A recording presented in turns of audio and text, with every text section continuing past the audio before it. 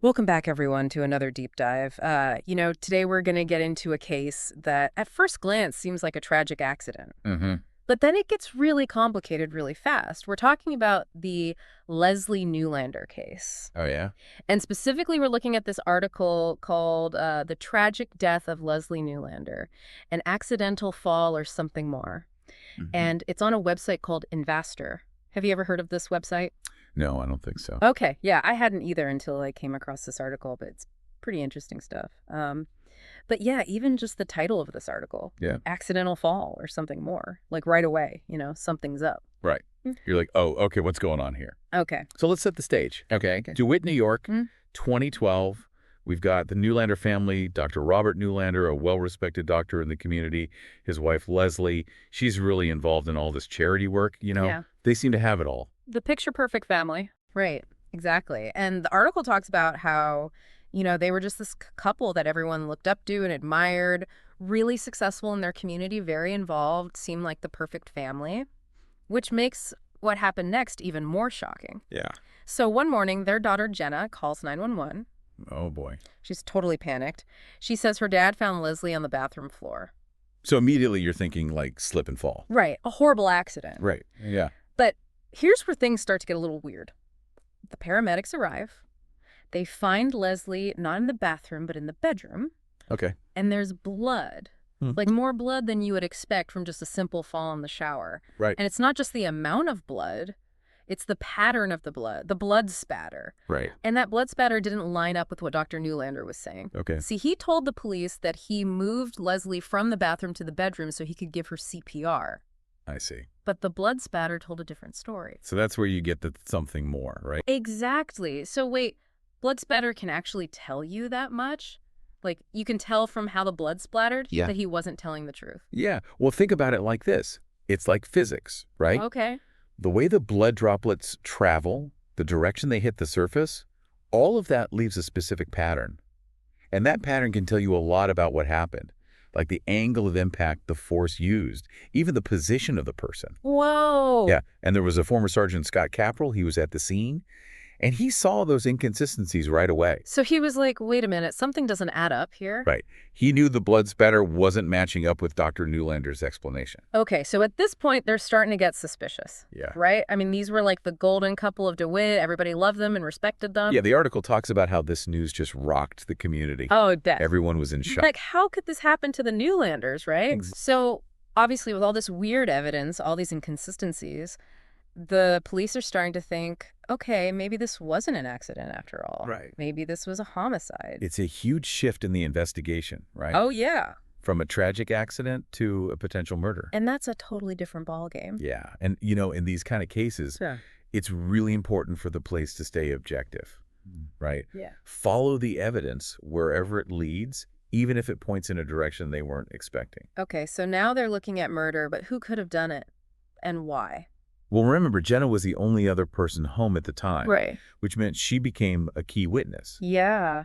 And what she told the police, along with all that forensic evidence, started to paint a very different picture of what might have happened that morning. So her story was really important. Crucial. And that must have been so tough for her. I mean, just imagine losing your mom and then being right in the middle of a murder investigation. Absolutely. I mean, Wow. talk about a traumatic experience. Yeah, it makes you wonder. It does. Did she see something? Did she hear something? Did she know something? Right. Like, what secrets are hidden in that house? Exactly. We'll have to dig into that more later. Definitely. But for now, Yeah. we're going to take a quick break and we'll be right back. Yeah, it's a reminder that even in families that seem perfect from the outside, there can be these really complicated relationships and dark secrets. Totally. It's like it's something out of a movie, You think you know these people and then bam, everything changes. Mm. So what did Jenna actually tell the investigators? Was she able to give them any solid details that pointed towards foul play? Well, according to the article, her first statements to the police were kind of vague. She said she heard some noises that morning, but she wasn't sure what they were or where they were coming from. Mm-hmm. She also mentioned that her dad seemed really on edge that day, which wasn't like him at all. So those were more like red flags than, concrete proof. Right, exactly. But enough to raise suspicion. Oh, yeah, for sure. I bet the investigators were like laser focused on every little detail of her story, Yeah. trying to figure out what was real and what was maybe just her, being upset and confused. Yeah, it's got to be so hard to separate fact from emotion in a situation like that, especially when you're talking about a young woman who just lost her mother. Absolutely. And, on top of that, she's got to be dealing with the possibility that her dad might be involved in her mom's death. It's going to be a lot to process. It's unimaginable, really. The article doesn't go into a ton of detail about Jenna's emotional state, but I can only imagine the internal conflict she must have been going through. Yeah, no doubt about it. And, another thing to think about is memory. Mm. Memory is a tricky thing, especially when you've been through something traumatic. What we remember isn't always exactly what happened. Our brains can fill in gaps or even change things around. So even though Jenna's testimony was important, it couldn't be the only thing they relied on. Right. They needed more than just her word. What else were they looking at? Well, they went back and really dug into the physical evidence this time with a whole new perspective. Right. They took another look at the blood spatter, the position of Leslie's body, any signs of a struggle, anything that could tell them more about what happened in that house. You were talking about blood spatter analysis earlier and how precise it can be. Do you think they were able to use that to determine if Dr. Newlander was telling the truth about moving his wife to do CPR? That's the crazy thing. They could. And guess what they found? I'm on the edge of my seat. The blood spatter analysis showed that the patterns didn't match up with Dr. Newlander's story at all. Whoa, are you serious? Yeah, it was like the blood itself was telling a completely different story. So what kind of inconsistencies did they find? Well, for one thing, the shape and direction of some of the blood stains suggested that Leslie was actually hurt while she was in bed, not in the bathroom, like Dr. Newlander said. So he lied about where it happened. It seems that way, Yeah. which raises a whole bunch of other questions, right? Yeah, like if he did hurt her in the bedroom, why move her to the bathroom afterwards? Wouldn't that just make him look even more suspicious? Maybe he panicked and tried to make it look like an accident, or maybe he thought he could buy himself some time. Who knows? It's like he wasn't thinking straight, or maybe he thought he was smarter than the cops. Right, like he could outsmart them. But he underestimated the blood. Exactly. Yeah. And this was back in 2012. Forensic science was pretty advanced, but not as advanced as it is today. Gotcha. So maybe he just didn't realize how much the blood spatter could reveal. So they have Jenna's story, which is a little shaky, and they have this blood evidence that contradicts what the husband's saying. I'm guessing the pressure was really starting to mount on him at this point. Oh, for sure. The article says that as the investigation went on, Dr. Newlander became more and more withdrawn. Oh, really? Yeah, he stopped going to work. He kind of isolated himself, and he wouldn't talk to the police. It sounds like he was falling apart. Yeah, maybe the guilt was eating away at him, or maybe he was just terrified of getting caught. Did he ever confess or say anything to the police? Not directly, but his behavior was definitely raising red flags. So they have this evidence, they have his weird behavior, but no confession. What happened next? Did they have enough to arrest him? They did. 18 months after Leslie died, Dr. Newlander was arrested and charged with her murder. 18 months. Wow, that's a long time to live under suspicion. It is. And you can imagine what happened when the news broke. Oh, yeah. It was a huge story. This wasn't just some regular crime. This was a respected doctor, a pillar of the community accused of murdering his wife. And that perfect family image was totally shattered. Gone overnight. I bet the whole town was in an uproar. What was the reaction like? It was a mixed bag. Some people couldn't believe it. They refused to think that he could do something like that. Right. Others felt betrayed and angry. They wanted justice for Leslie. Yeah, I can see that. It's amazing how one event can divide a community like that. So what happened after he was arrested? Did he go to trial? He did. And it was a huge media circus. Yeah. Everyone was following the case. I bet. This case had it all. A picture-perfect family, a shocking crime, a web of lies and deceit.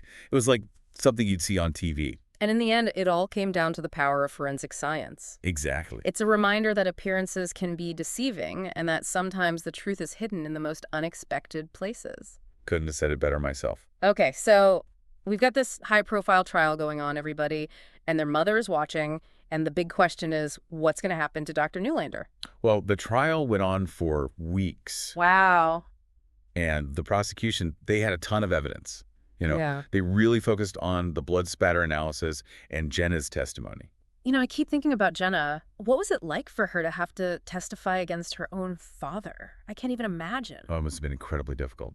The article describes her testimony as just heartbreaking. Oh. You could tell she was torn between, wanting justice for her mom, and the pain of having to accuse her dad. Yeah, it's like an impossible situation. Absolutely. Did the defense try to discredit her testimony? That's a good question. Did they? They did. They argued that, she wasn't reliable, that her grief and the trauma had messed with her memory, and that maybe the investigators had influenced what she was saying. So basically, they were trying to say that she couldn't be trusted. Exactly. So it was like her word against his. Right. What about the blood spatter evidence? Did the defense try to challenge that too? They did, but they didn't really have a strong case.